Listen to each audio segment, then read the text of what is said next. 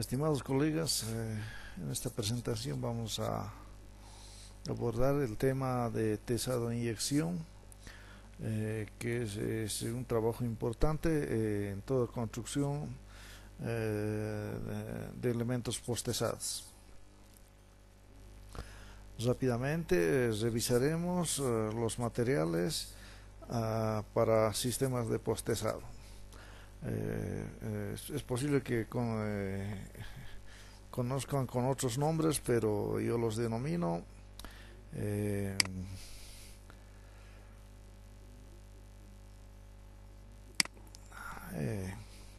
a esta placa que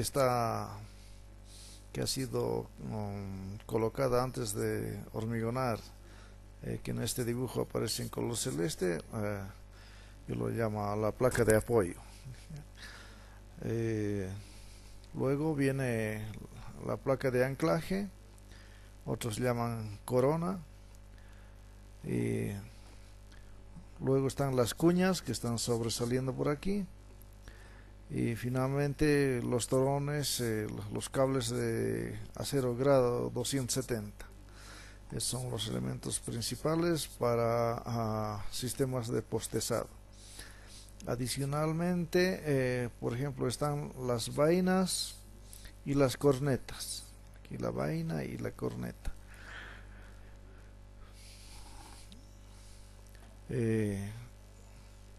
Estos materiales se han ido evolucionando en cuanto a su calidad, configuración, diámetro, resistencias. Recuerdo que los primeros cables para postesado eran alambres de 7 milímetros, alambres rectos y lisos, ¿no?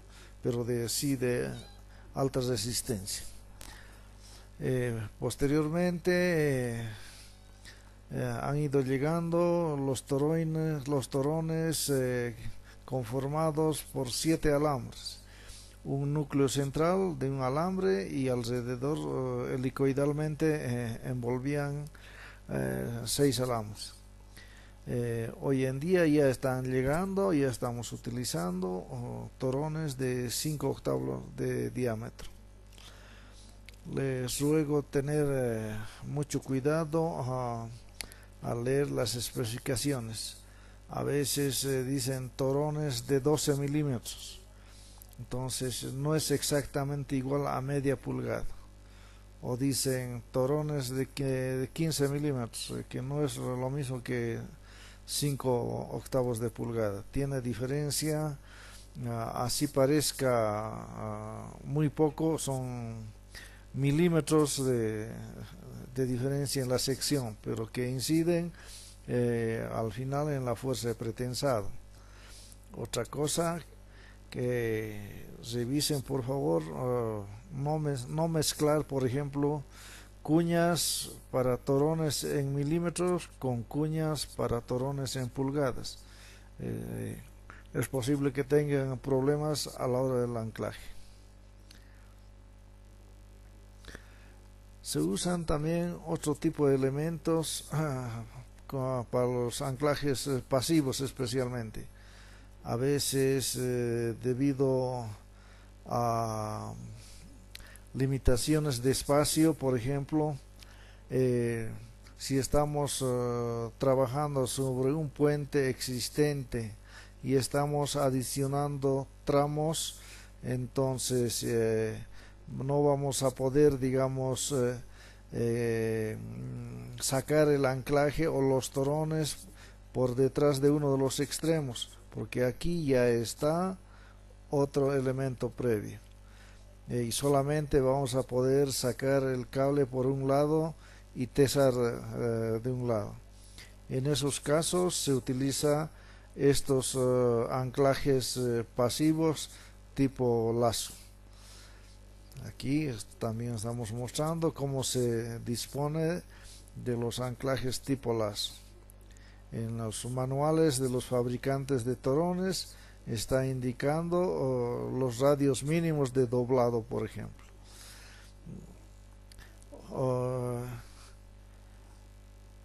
A veces por temas de solicitaciones, a veces son excedidas, digamos, las tensiones en el hormigón cuando se está tesando los cables en primera instancia, digamos, bajo el peso propio de la viga, y las solicitaciones que estamos introduciendo por postesado se exceden las tensiones de compresión o de tracción. En ese caso, si una viga, por ejemplo, tiene 3 cables, solamente tesamos 2 inicialmente, y el tercer cable tesamos cuando ya esté construida la losa.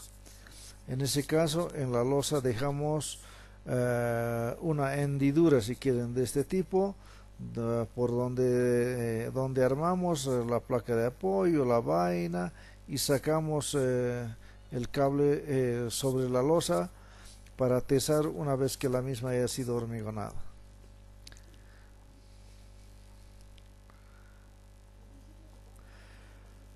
Hablemos del tesado de cables. En este dibujo inferior estamos mostrando una media elevación de viga que tiene 3 cables. Entonces, en los planos de construcción les va a venir información por ahí completa o por ahí limitada, si quieren. A veces en los planos, en la memoria de cálculo, indican la fuerza total de tesado a mitad de sección, en la mitad de la viga, o la tensión en cada uno de los cables, digamos. Esto viene en unidades de fuerza y esto viene en unidades de tensión. En este diagrama estamos mostrando algo parecido. Nos puede venir información de un cable en términos de tensión o en términos de fuerza. Tensión o fuerza media de postesado en la mitad de la viga, o tensión media en el cable en la mitad de la viga. Pero para mí lo más correcto es que la memoria de cálculo nos reporte la fuerza de tesado junto al gato, o la tensión en el cable junto al gato. Esto en unidades de fuerza o esto en unidades de tensión. ¿Ya? Entonces, aquí en el extremo de la viga deberíamos tener para cada uno de los cables esta información individual. A partir, si es que nos han proporcionado en los planos esta información, y considerando los datos de pérdidas por fricción y alineamiento, calculamos ya sea la fuerza en el cable junto al gato o la tensión en el cable junto al gato. Para ello hacemos uso de estas ecuaciones que está en la norma AST.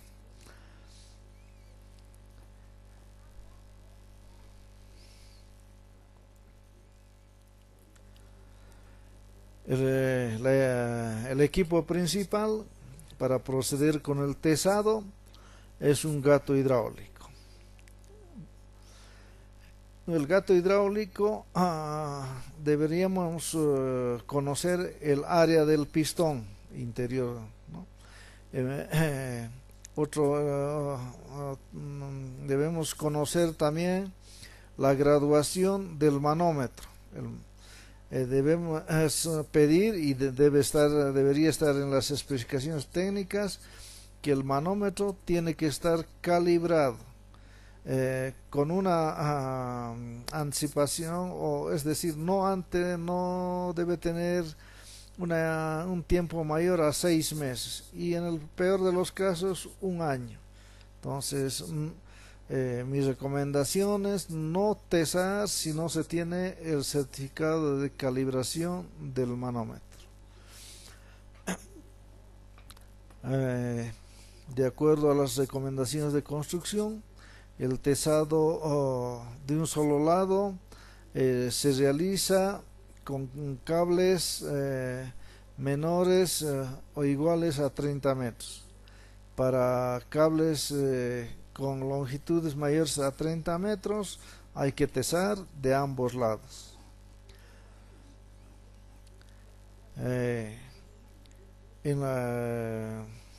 Para vigas de 45 metros, por ejemplo, no es suficiente una operación de tesado, porque la elongación del cable hasta alcanzar la presión máxima va a ser mayor a la carrera del pistón. Eso nos obliga a realizar etapas intermedias de tesado. Un elemento importante en la operación de tesado es controlar la elongación. Para ello existen por lo menos dos maneras de controlar la elongación. También depende del gato. Actualmente ya estamos usando gatos similares al que se muestra en esta diapositiva, donde los torones pasan por en medio del gato y van sobresaliendo hacia atrás. En este caso hay que medir la elongación pueden dejar una marca como esta y medir hasta la parte posterior del gato, digamos esta, o también pueden medir la carrera del gato. Esas dos posibilidades. Aquí estamos mostrando unos diagramas de tesado. Este es un tesado de un solo lado, donde estamos mostrando la pérdida de tensión por hundimiento de cuña. En este diagrama estamos tesando de ambos lados. A partir de en medio se forman dos líneas, digamos, simétricas. Debido al hundimiento de cuñas se forma un diagrama triangular inferior, que vamos a ir explicando más adelante.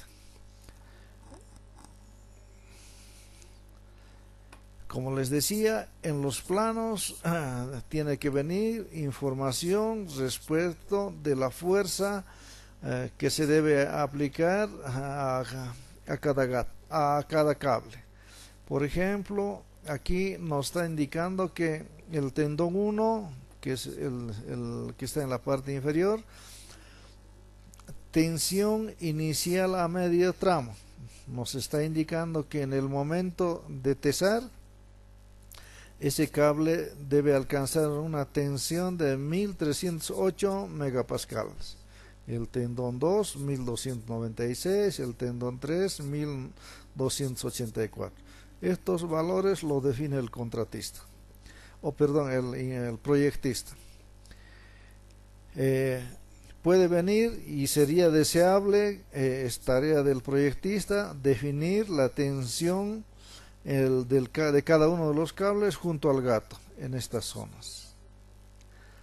Entonces, como verán, existe un incremento de la tensión para el mismo cable. El cable 1, aquí en la mitad de la viga, requiere 1308 megapascales. En cambio, junto al gato, 1344.93. Lo propio para los siguientes cables. Esta información técnica también tiene que ser corroborada. Resistencia a rotura del acero de pretensado tiene que tener como mínimo 1800 megapascales. Esta información lamentablemente no tenemos en Bolivia laboratorios que puedan hacer ensayos a tracción del acero de pretensado. Entonces, lo mínimo que tenemos que pedir, la certificación de calidad del acero que está llegando a obra. El acero que está llegando a obra debe estar en rollos. Ese rollo tiene una identificación, fecha de fabricación, y el certificado también viene con la información. Entonces los dos deberían ser coincidentes. Para calcular las pérdidas de pretensado, por lo general se utilizan estos valores que están indicados en la norma. No obstante, se han ido modificando a través del tiempo. Si ustedes pueden revisar en las normas, digamos, de 1960, estos valores eran distintos respecto a lo que hoy en día se muestra en la norma ASTO LRFD.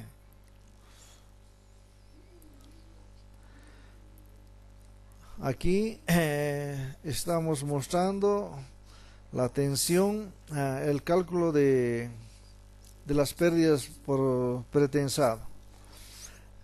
T0, en realidad aquí debería ser F0 porque está en megapascales. Estamos hablando de la tensión de cada uno de los cables junto al gato. Entonces tenemos ese valor de partida. Dividimos esa tensión junto al gato entre la resistencia a rotura, los 1860 que hablábamos hace rato, haciendo ese cociente, concluimos que junto al gato la tensión va a ser el 72% respecto a la rotura. Es un valor aceptable. Mi recomendación es que no deberíamos ir más allá del 0,74 y en el peor de los casos 0,75% del valor de rotura, porque un cable está conformado por distintos torones. Esos torones descansan en el fondo de la vaina antes del tesado. Entonces, a la hora de montar el gato, no todos los torones van a entrar en tensión en el mismo momento.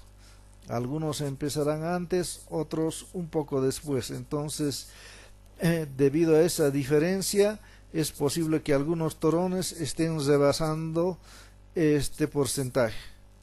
A pesar de que la norma permite tesar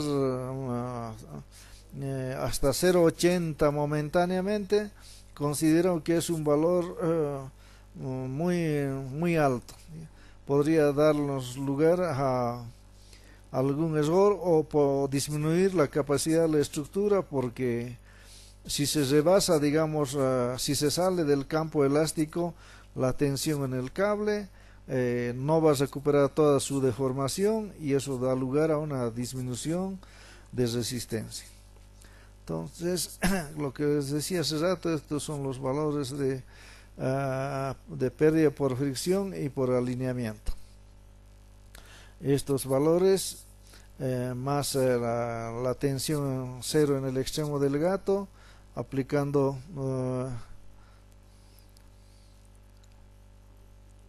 a esta fórmula.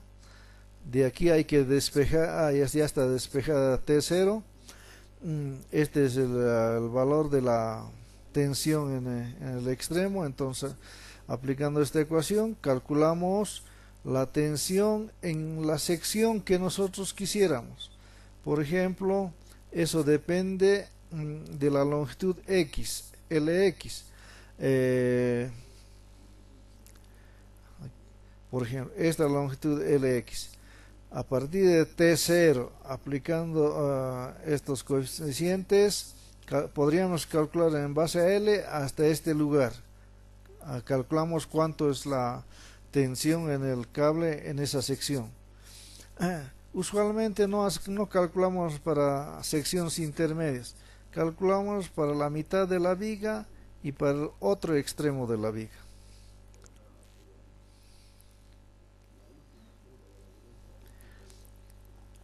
En este caso, la longitud hablando de una viga de 25 metros, aquí está, longitud de la viga 25,60, longitud de cálculo de fricción 25,60 dividido entre todos, la mitad de la longitud menos 0,15. Ese 0,15 es usualmente la distancia entre el extremo de la viga y el centro de la placa de apoyo. Entonces, eso se descuenta esa longitud y nos sale que tener la longitud del cable para cálculo, estamos asumiendo 12,65. Hacemos esos cálculos, entonces en la mitad de la viga esta va a ser la tensión para cada uno de los cables. En el extremo, para el cable 1 por ejemplo, junto al gato es 1344, y en la mitad de la viga 1279.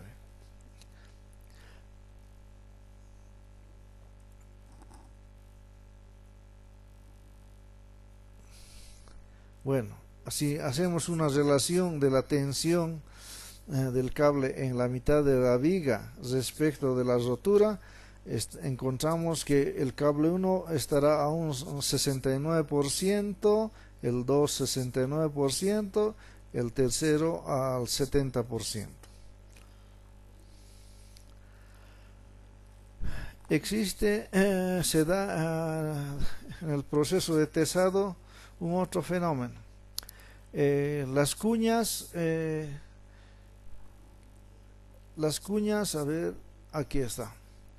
La placa de apoyo, la corona y las cuñas.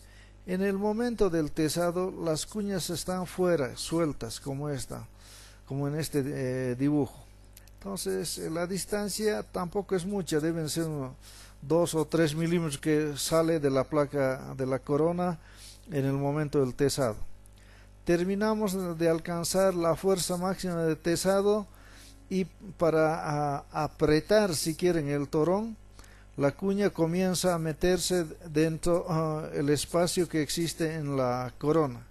Entonces, debido a este retroceso, si quieren, el cable pierde tensión. Esa tensión es la que se calcula con estas ecuaciones. ¿Ya? Aquí hay un ejemplo. Entonces, ya gráficamente hemos llegado en la tensión junto al gato hasta este punto. Debido al hundimiento de cuña, se produce esta pérdida junto al gato, que después se traduce según una línea que va interceptando a la línea inicial de pérdidas, ¿no? Entonces, puede suceder, como en este diagrama, que esta sección está entre el extremo de la viga y el centro de la viga. En ese caso, como hacemos nuestra verificación de tensiones en el centro de la viga, esta pérdida por hundimiento de cuña no ha llegado a esta sección. En cambio, para vigas cortas especialmente, o donde se ha producido un hundimiento de cuñas mayor al promedio, digamos, a veces esa pérdida rebasa la mitad de la viga. En este caso, en la mitad de la viga debemos considerar una pérdida de tensión en el cable que se va a traducir en una pérdida de momento por pretensado y como consecuencia una menor capacidad. Ahí están las ecuaciones, un ejemplo para calcular.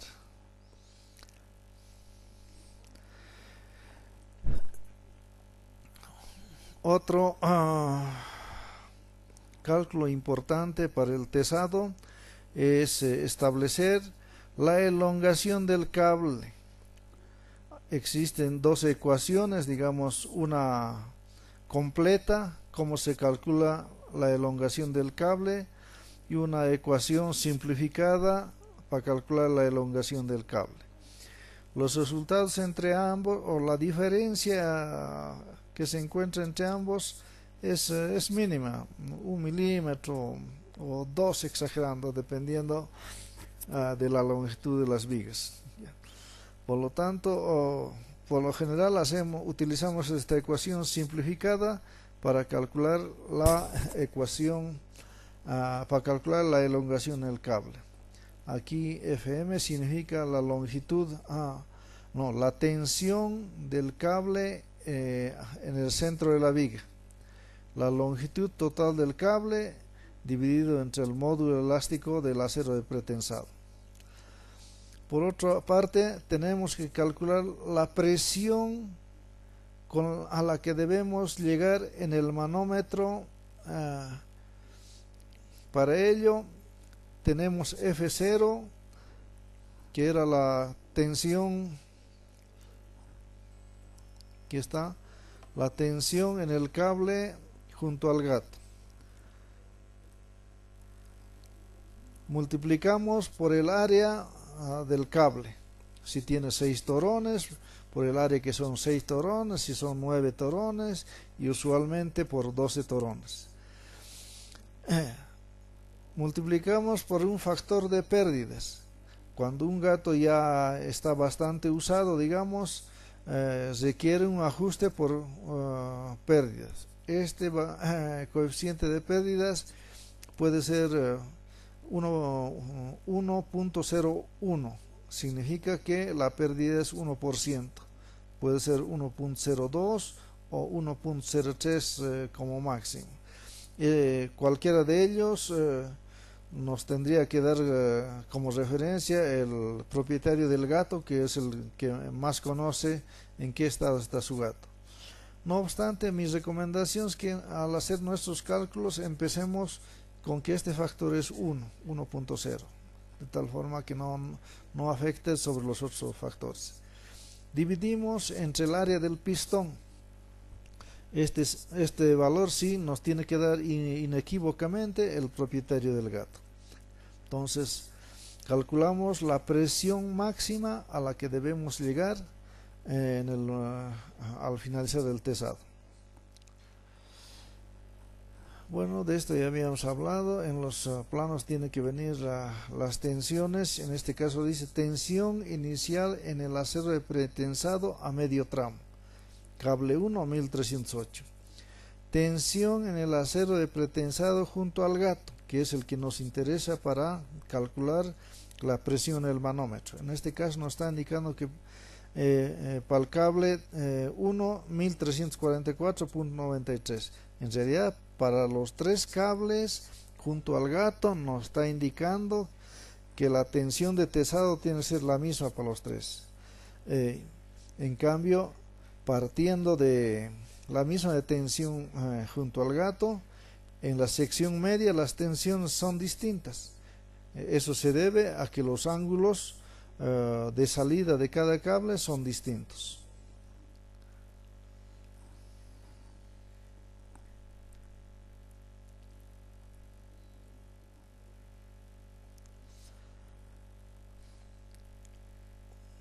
Por ejemplo, de estas notas en los planos, rescato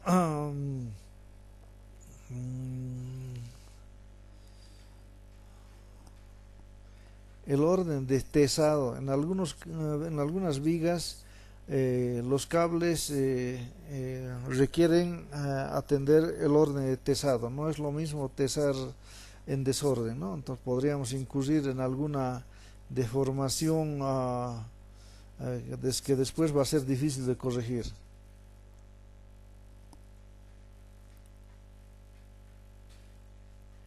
Bueno, no está. En algunas notas aparece el orden de tesado.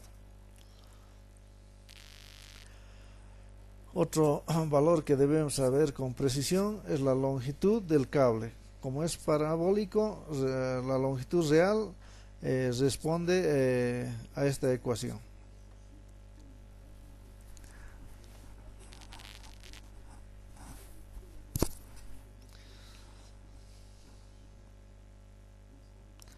Aquí les estoy mostrando, por ejemplo, cómo se ha ido modificando los valores de pérdidas de acuerdo a la norma. Según la norma de 1998, aquí indicaba que era 0,15 por longitud de pie. La longitud está en pie en unidades inglesas. En cambio, en esta 0,25. La norma esta 2004 ya nos dice que esto ya puede variar entre 0,15 y 0,25. Esto está en unidades del sistema internacional, en milímetros.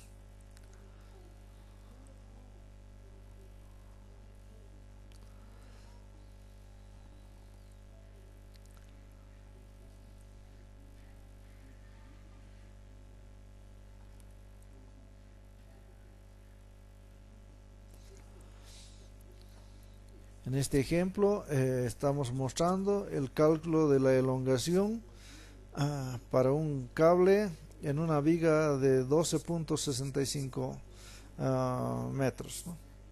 En realidad, perdón, esta longitud no está bien porque el cuadro de cálculo indica que la longitud es una viga de 25.30. Entonces esto corresponde a la mitad de la viga. Calculamos la tensión en el gato. Deberíamos contar con la tensión en el cable junto al gato, aplicando las ecuaciones que habíamos hablado hace rato. Calculamos la tensión en el extremo pasivo, digamos. Debido a la fricción tiene que disminuir. En realidad esta trayectoria no es lineal, pero la diferencia es muy poca, por eso asumimos que es lineal. Para calcular de manera rápida la elongación del cable para controlar el tesado, utilizamos esta ecuación que significa calcular el área de este trapecio y dividir entre el módulo elástico del acero, ¿ya? Entonces para un cable de 25.30 metros, la elongación, considerando esta tensión junto al gato, será de 169 milímetros.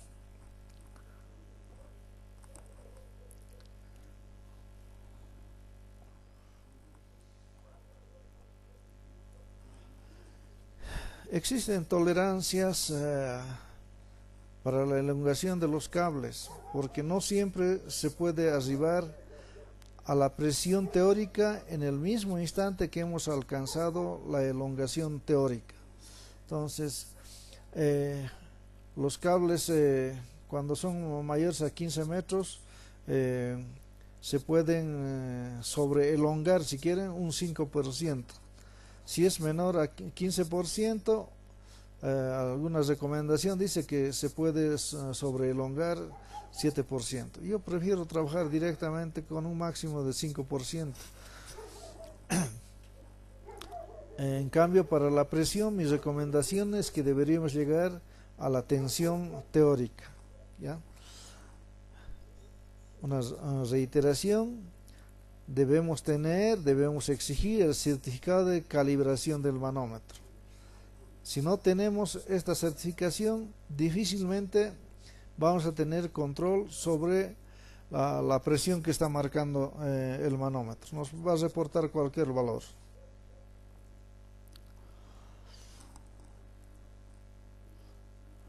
Bueno, regresamos para explicar esta diapositiva. Aquí ya está un resumen, digamos, de la memoria que llamamos la ficha de tesado. Nos está indicando que la elongación teórica es de 156 milímetros. No está explicando la longitud. Elongación teórica 156, aplicando el 7%, debe ser un cable corto. Lo más que podemos elongar son 167 milímetros. Inicialmente apuntamos a esta elongación, y si a la culminación del tesado tenemos alguna distorsión, podríamos incrementar a la elongación como máximo hasta 167 milímetros. En cambio, en lo que a la presión nos se refiere, nos está indicando la ficha, la memoria, que debemos llegar a 6.325 psi, libras por pulgada cuadrada. Y aquí la ficha de control en el momento del tesado. Tenemos aquí una presión de 6.325. Dividimos esa presión en miles de libras por pulgada, si quieren, ¿no? Subimos inicialmente de 0 a 1000 psi, a 2000, 3000, 4000, 6000. Aquí realmente debería aparecer 6.325. Está apareciendo 6.350. Inicialmente llenamos nuestra ficha hasta aquí. Es una ficha de tesado. Bueno, a ver. Bueno, no tengo un dibujo. El dibujo. ¿Por qué no controlamos la elongación que se ha sucedido entre 0 y 1000 psi? Sucede que cuando los cables son enfilados, están descansando, digamos, en la parte media de la viga, en el fondo de la vaina, en la parte baja de la vaina. Si quieren, están colgados, digamos, ¿no? En los extremos de las vigas están saliendo por las coronas y cuñas, y en el centro de la viga, todas debido a su peso, están depositadas en el fondo. Entonces, exactamente no vamos a poder saber en qué momento están entrando en tensión. Comenzamos a tesar y van a empezar a elevarse el conjunto de torones hasta chocar con la parte superior de la vaina. Realmente recién van a entrar en tensión, pero no nos es posible identificar cuál es ese momento, ¿ya? Por lo tanto, recurrimos a, si quieren, un artificio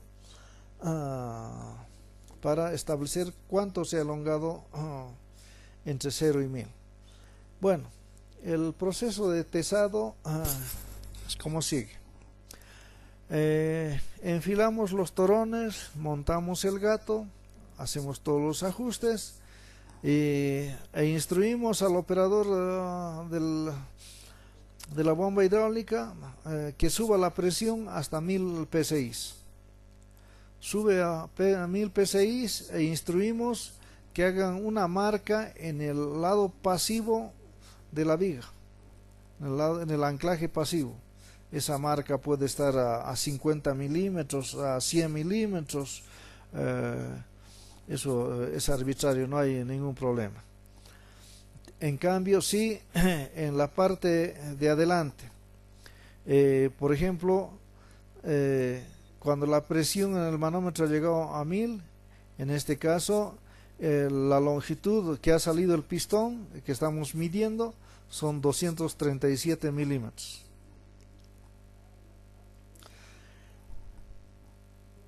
Bueno, una vez que hemos apuntado esos valores, mandamos que suban la presión a 2000 psi.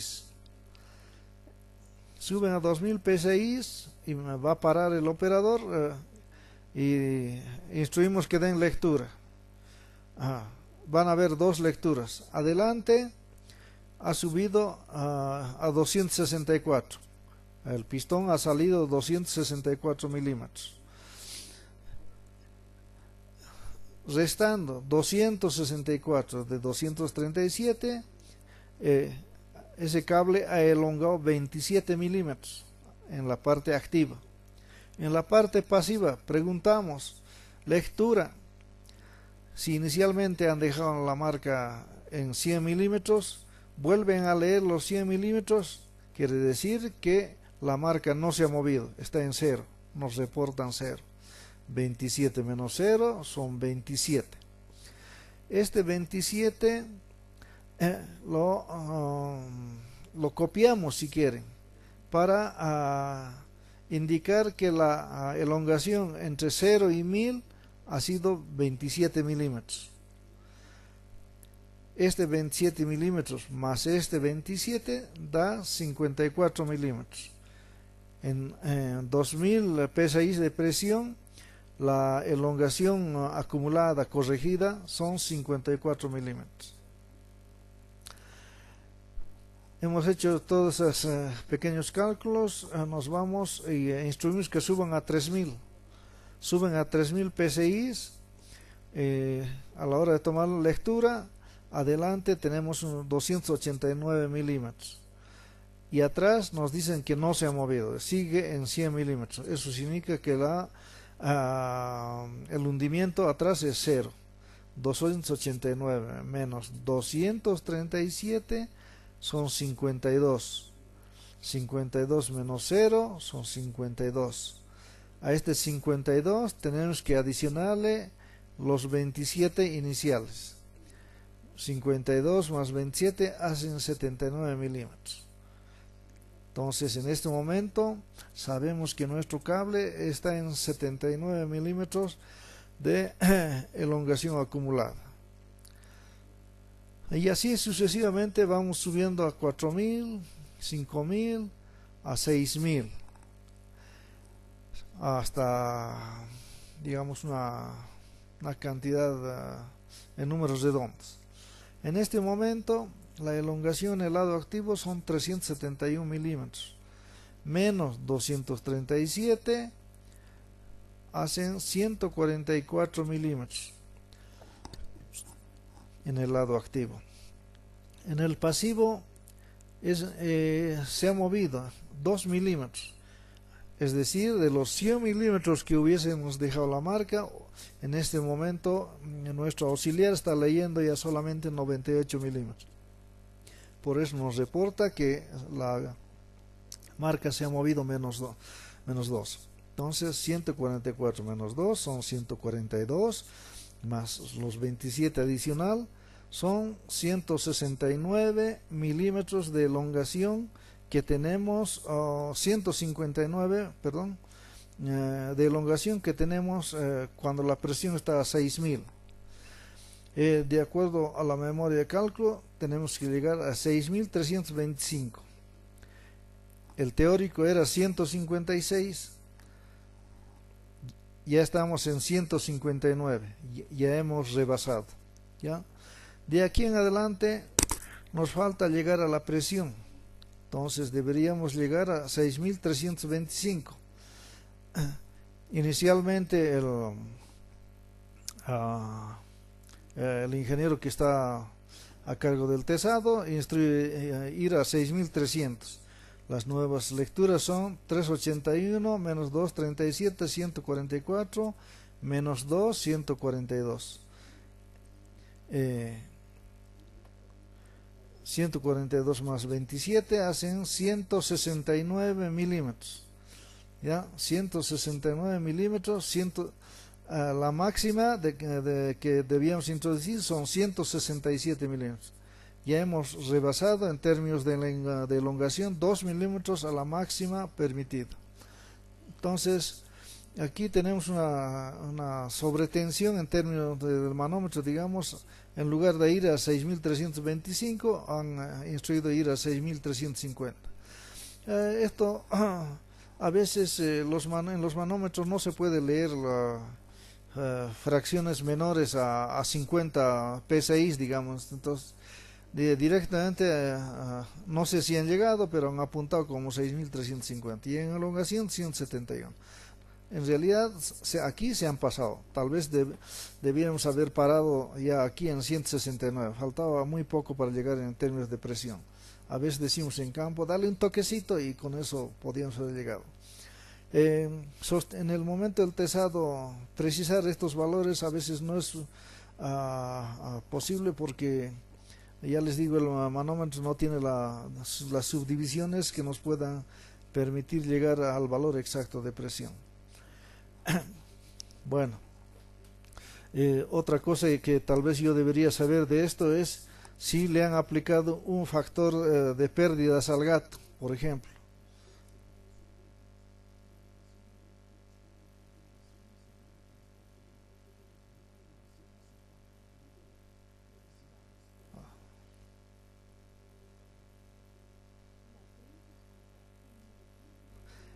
este factor. Tal vez le han colocado alguna pérdida exagerada, 1,03, lo que nos ha obligado a elevar la presión. Entonces, por eso les decía que inicialmente deberíamos partir sin considerar pérdidas. Si es que no llegamos exactamente en el momento en que hemos alcanzado la elongación, qué sé yo, recién hay que hacer los ajustes, entonces no anticiparse. Otra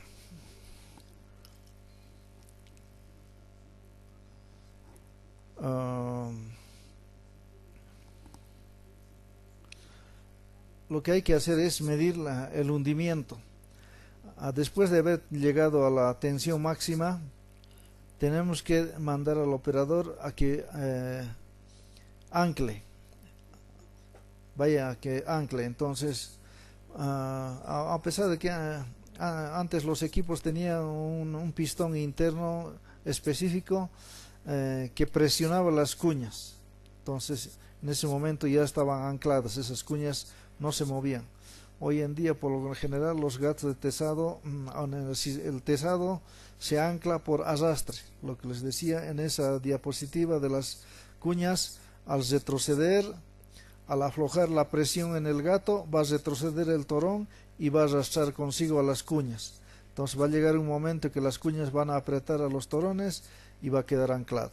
Esa es la situación en general hoy en día. Luego de que hemos terminado de tesar, hay que instruir al operador de la bomba que baje la presión a 1000, de 6350, que vaya bajando despacio hasta llegar a 1000. En ese momento hay que bloquear, ¿ya? Paramos y leemos en cuánto está la lectura el pistón. Aquí está distorsionado un poco este valor. Debería ser muy próximo a este. En este caso debió haber sido 230, digamos. Esta lectura debía haber sido 230. 237 menos 230 son 7 milímetros de hundimiento, ¿ya? Entonces ese hundimiento tenemos que considerarlo para ver si corregimos o no. Este es nuestro diagrama de tensiones. ¿Ya? Aquí hemos asumido que el hundimiento, longitud de hundimiento 6 milímetros. Entonces, si hemos reproducido los mismos 6, se va a dar este diagrama, y donde la pérdida por hundimiento va a llegar hasta aquí. Si la pérdida por hundimiento es mayor, este diagrama va a ir más abajo, y así. Si es mucha la pérdida, es posible que vaya a llegar al centro de la viga o pasar el centro de la viga. Entonces es por esa razón que es necesario verificar el hundimiento de las cuñas en el momento del tesado. Bueno, aquí un cuadro en el que estamos mostrando el tesado de ambos lados, el lado A y el lado B. La presión para el gato A, la presión para el gato B. Podría darse, como en este caso, que los gatos tienen distinto área, por lo tanto las lecturas en los manómetros van a ser distintas. Para este gato debe tener mayor área, el gato A, 6325. P6A tiene menor área y el B 8950. Por eso la diferencia en las presiones que hay que leer en el manómetro. Entonces, igual, de manera parecida, tenemos que tener un gato líder, digamos el A, le mandamos que suba a 1000 PSI. En cambio, el otro gato tiene que subir a 1400 para equipararse a la misma tensión. Hacemos las dos lecturas. 290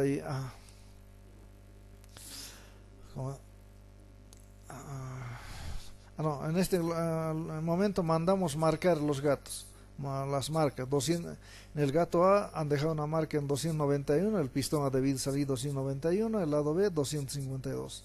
Subimos a 2000 Lecturas 317, menos 291, 26. En el lado B 261, 65 menos 252, 13.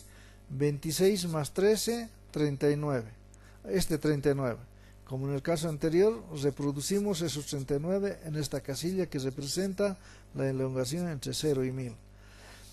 Y de manera parecida al anterior ejercicio, por ejemplo, a 5000 hemos llegado. 393 menos 291, 102 en el gato A. En el gato B 305 menos 252, 53. 102 más 53, 155 más 39. La elongación acumulada del cable son 194 milímetros. Igual aquí han llegado 6350, por ejemplo, ya es el final del tesado. 433 menos 291, 142.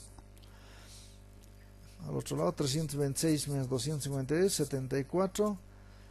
142 menos 74 más 74, 216 más 39, 255. Con eso se llega se concluye el tesado. Otro aspecto que hay que controlar, y antes de controlar debería estar en la memoria de cálculo, y si no está en la memoria de cálculo, recomiendo a los supervisores hacer un pequeño cálculo para establecer cuál es la contraflecha que debería darse en el proceso de tesado. Esta contraflecha, por ejemplo, en vigas de 18 metros puede estar el orden de 5 milímetros, digamos, 4. En cambio, en una viga de 30 metros, por ahí esa contraflecha está alrededor de 2 centímetros o 15 milímetros, ¿no? ¿Qué sé yo? Entonces, esa contraflecha teórica debería reproducirse en obra. He visto vigas en las que, para un mismo tramo de puente, donde en una viga la contraflecha era 2 centímetros y en la otra era 4. Entonces, no podríamos tener vigas con tanta diferencia de contraflecha. Seguro, mi criterio es que seguro que ha habido un descontrol en el tesado. No podría darse esa diferencia de contraflechas. Y si hemos trabajado con contraflechas, vamos a tener este tipo de problemas. Unas vigas van a quedar con una contraflecha excesiva a mitad del tramo y otras con una menor contraflecha hacia abajo, que nos va a dificultar construir la losa.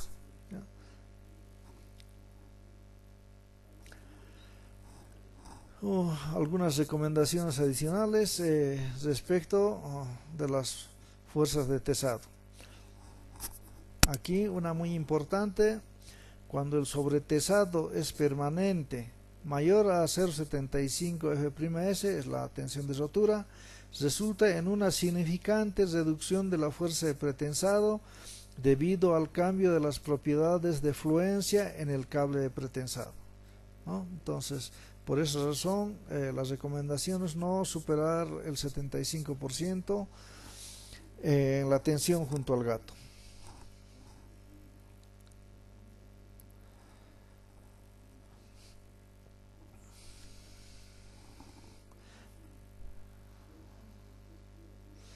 A ver, algunas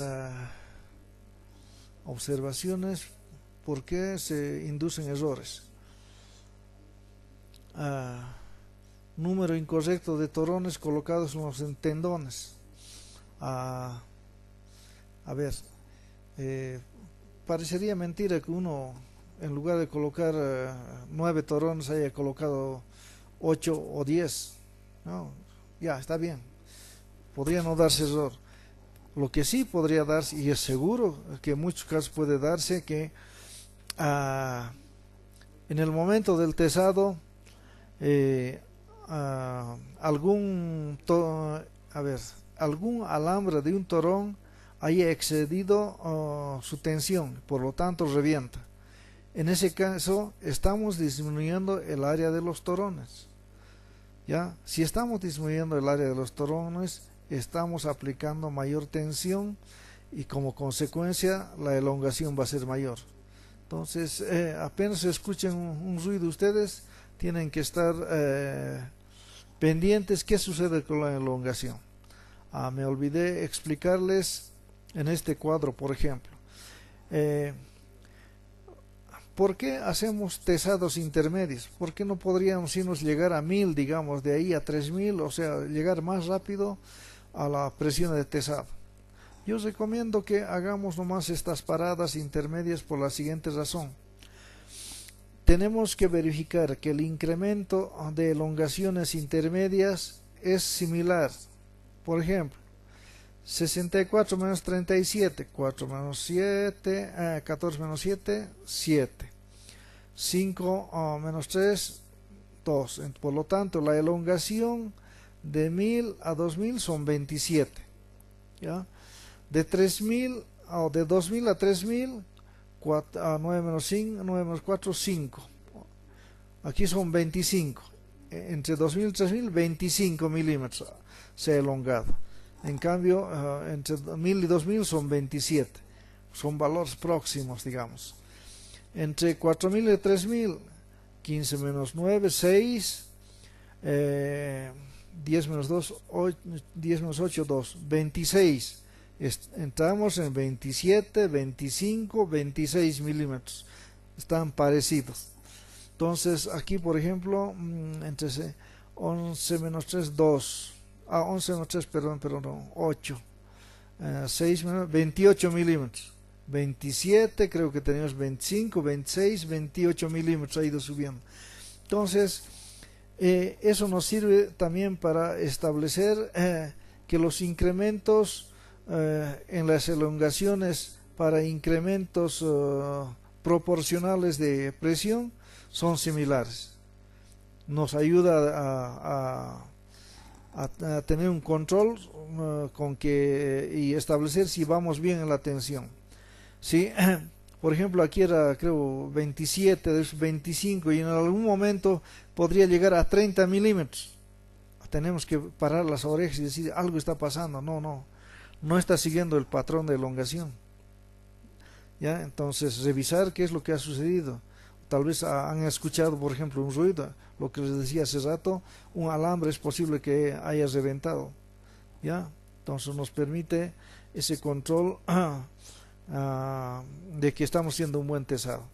No vamos a poder controlar de 6000 a 6300 con incrementos similares porque el incremento de presión ya es distinto, ¿no?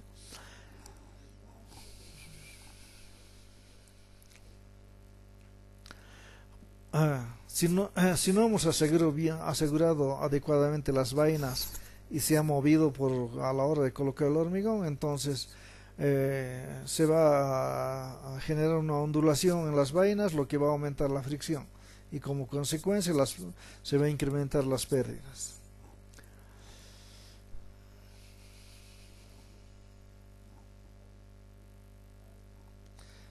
Les recomiendo revisar detenidamente el cálculo de las elongaciones y la presión. Otro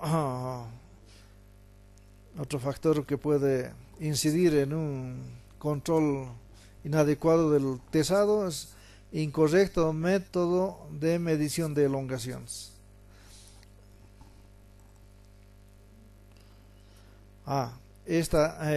El deslizamiento del torón durante el tesado, que alguna vez a mí me ha sucedido. Por alguna razón, uno de los torones en el lado pasivo, o las cuñas en el lado pasivo, una de las cuñas permitió que un torón se afloje, zafó. De los 12 que inicialmente estaba poniendo yo en tensión, solamente 11 ya estaban en tensión, uno aflojó. Entonces, en ese momento, automáticamente la elongación se ha incrementado. Y bueno, lo que hemos hecho es proceder al destesado, que es una tarea de mucho cuidado. Entonces, antes de que eso suceda, mis recomendaciones es que en el lado pasivo, lo que hay que hacer una operación de aplicación de alguna fuerza para que las cuñas ya queden aseguradas. A nosotros usualmente decimos que vaya a requintar las cuñas en el lado pasivo. Las recomendaciones que requintar no significa meterle una fuerza descontrolada.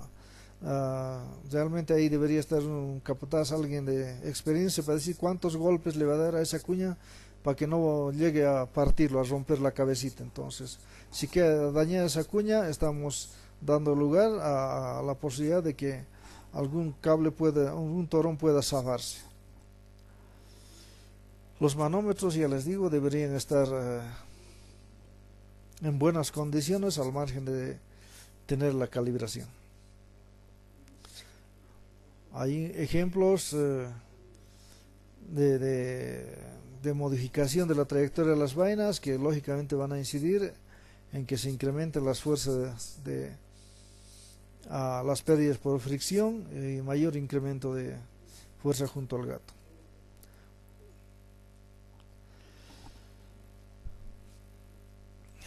A partir de aquí explicamos otro trabajo importante en la construcción de vigas postezadas, que es la inyección de vainas.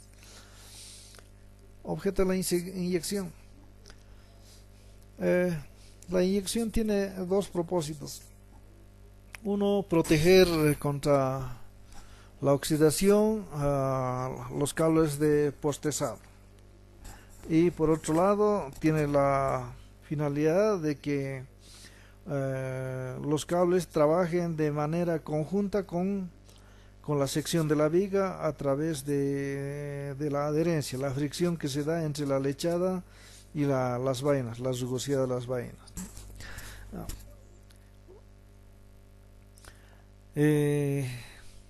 El tipo de cemento es muy importante a la hora de preparar, de dosificar la lechada de inyección. Antes, hace muchos años atrás, solo había el cemento Portland. Entonces, el cemento Portland era un cemento muy bueno, sin ningún problema. Logramos preparar una lechada de inyección atendiendo la relación agua-cemento de 0,45 como máximo que indican las normas. Actualmente los cementos tienen distinta calidad y otros componentes. Antes, por ejemplo, difícilmente venía un cemento con puzzolana. Hoy en día ya es de uso habitual la puzzolana en los cementos. Entonces, la puzzolana nos obliga a que tengamos que usar aditivos para alcanzar, para plastificar la lechada.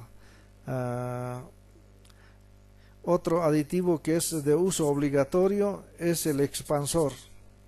El expansor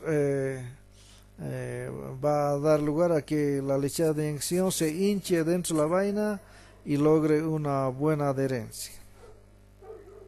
En cuanto al equipo, necesitamos, no sé si está por aquí, necesitamos un balde, un recipiente donde vaya a mezclarse el agua con el cemento y el aditivo, ¿no? Entonces, durante este proceso de mezclado, seguro que se van a formar grumos, va a haber siempre grumos, algunos grumos. Entonces, para eliminar los mismos, tenemos que colocar una malla de 2 milímetros de abertura que nos permita retener el grumo y pasar a un segundo recipiente una lechada, si quieren, ya tamizada, ¿no? Entonces, a partir de este segundo recipiente enviamos con una bomba la lechada de inyección hacia las vigas.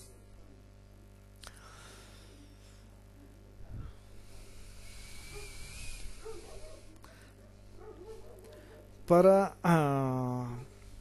iniciar el proceso de inyección, la recomendación es la siguiente. Antes de iniciar la lección propiamente dicha, les recomiendo inyectar las vainas solamente con agua, para verificar lo siguiente. A veces, debido a una mala manipulación de las vibradoras, las agujas, se daña la vaina. La vaina es construida por un fleje, un fierro plano, si quieren, como de centímetro y medio o 2 centímetros de ancho, que ha sido envuelta helicoidalmente. Entonces tiene muchas juntas, ¿no? Y esas juntas son muy débiles. Le toca al vibrar la aguja de la vibradora, puede separar, digamos, la unión en la vaina, y a la hora de hormigonar la viga, por ahí se introduce la lechada de hormigón, que puede ocupar todo o parte del espacio al interior de la vaina. Entonces, a la hora de enfilar los torones, no va a haber el espacio suficiente, por lo tanto no vamos a poder introducir todos los torones.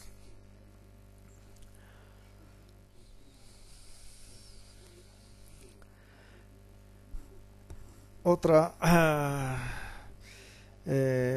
cuando estamos inyectando con agua, por ejemplo, nos permite verificar que no haya comunicación entre una vaina y otra, debido siempre a un inadecuado vibrado. A veces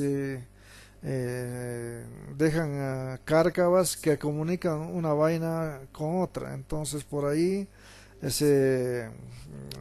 el agua que estamos inyectando en una vaina va a pasar a la otra. ¿Ya? Entonces nos sirve, y finalmente nos sirve para limpiar la vaina, digamos, de alguna suciedad que pudiera estar ahí dentro de la vaina. ¿Qué necesitamos para el proceso de inyección?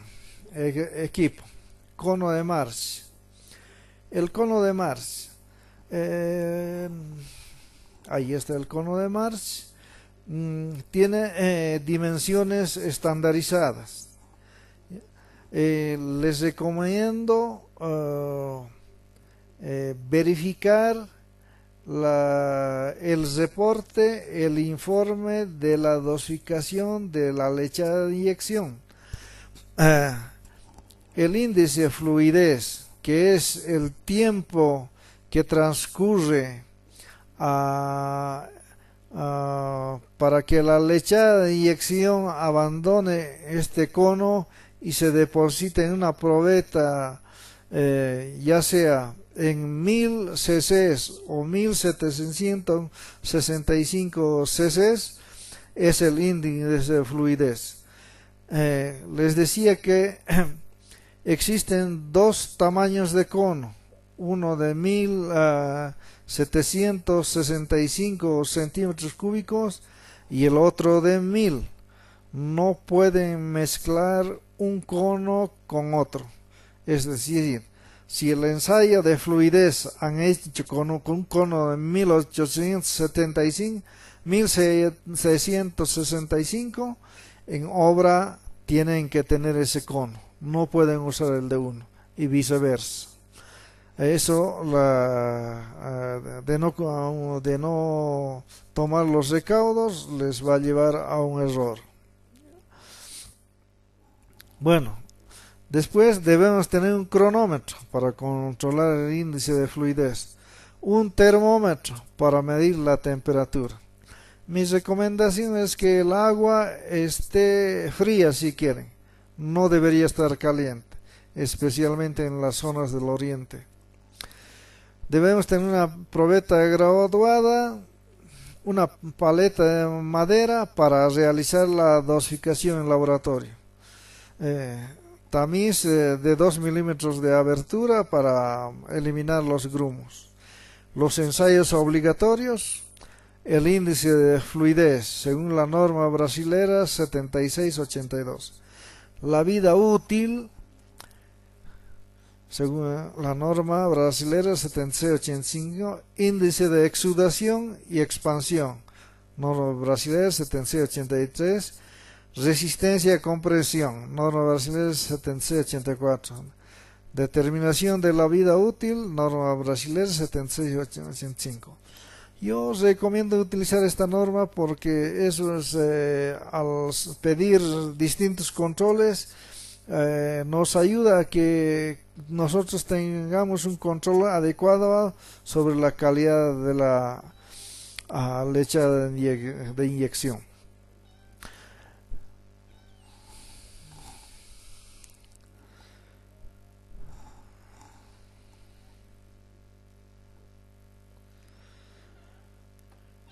Un elemento, un factor muy importante que hay que controlar es la exudación. Debería ser menor a 2% a las 3 horas. La exudación es la separación del agua, si quieren, ¿no? De la leche de inyección, cuando esté en la probeta, dejamos que descanse 3 horas, que esté en reposo 3 horas. A las 3 horas medimos qué cantidad de agua se ha separado de la leche de inyección. Esa cantidad debería ser menor al 2%. ¿Por qué esta limitación? Si queda mucha agua libre,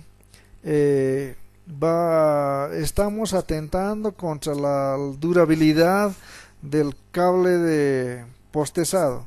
Entonces, en el transcurso del tiempo, se va a oxidar y en algún momento va a llegar al colapso. La expansión menor a 7% a las 3 horas. Creo que incluso este porcentaje está alto. Resistencia a la compresión 25 megapascales.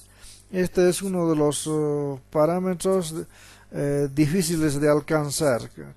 Por esa razón, la recomendación de hacer dosificaciones en laboratorio con bastante anticipación, porque esto es a los 28 días.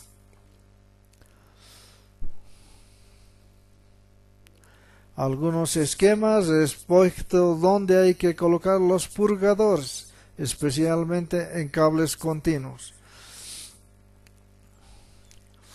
El purgador hay que adosar, digamos, a la vaina y lograr que salga a través de una manguera. Parecería un dato un poco importante, pero yo recomiendo que estas mangueras sean de 5 octavos de pulgada.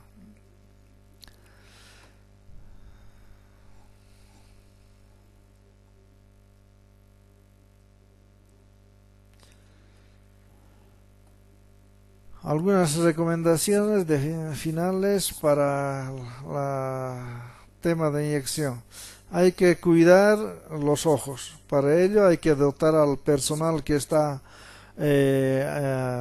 sujetando la manguera, las gafas y ropa impermeable, porque la posibilidad de que reviente la manguera, regrese la lechada, son posibles y se ha dado en muchos casos. Incluso yo he sido afectado directamente por algunos de esos problemas. En los ductos verticales o inclinados se debe inyectar desde el punto más bajo. Eso es una condición sine qua non. La distancia entre purgadores no debe ser mayor a 30 metros. Para concluir la inyección se debe aplicar presión. Las mangueras deben ser de un material que resista la presión de inyección.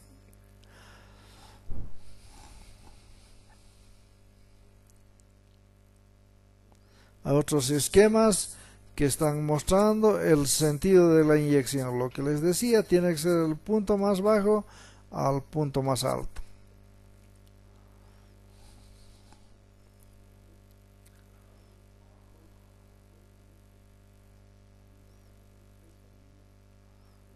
Otros diagramas mostrando el sentido de la inyección.